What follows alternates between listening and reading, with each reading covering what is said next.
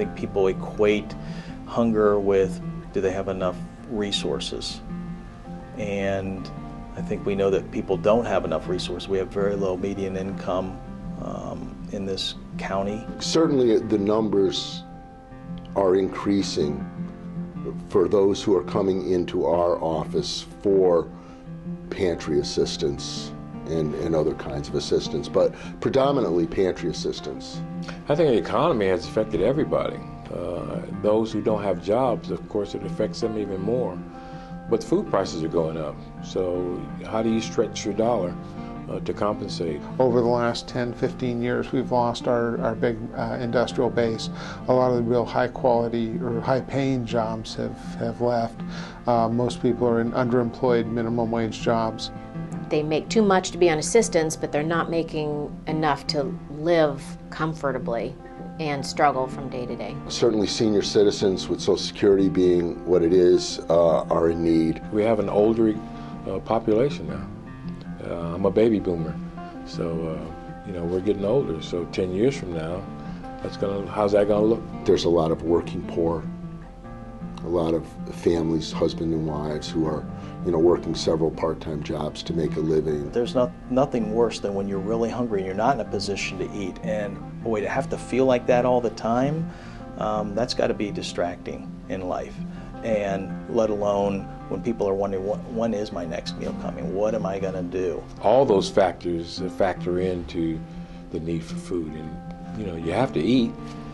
How do you get it? We provide actually free lunch and free breakfast to every student in our district every day. And we started with just saying we know that we have a need to have students get breakfast, and the program was so successful we decided we really needed to do that all the time. When I subbed in the schools, it was quite apparent to me that a lot of these kids were coming hungry.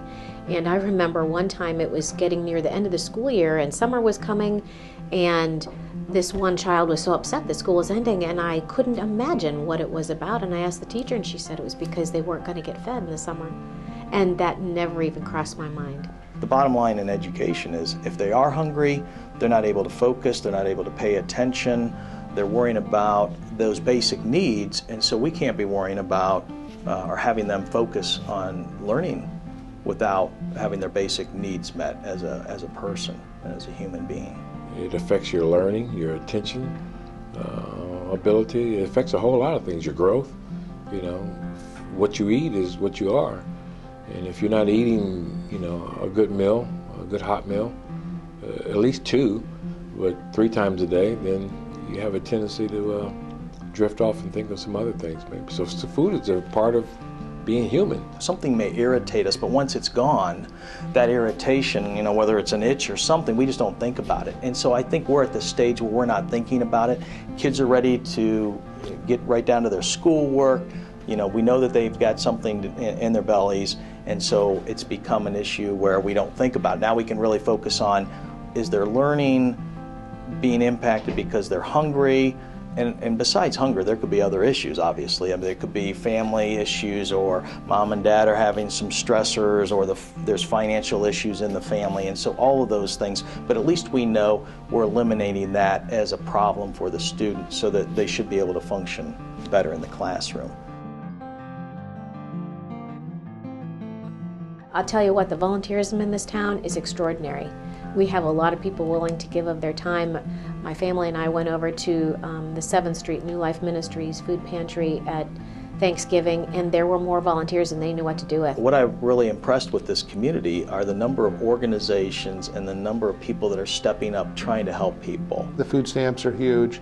The churches have every Wednesday, they rotate a community dinner, and they feed I know the church I'm involved with, they feed about 100 to 150 people a night. We have Reverend Granger's church, New Life Fellowship.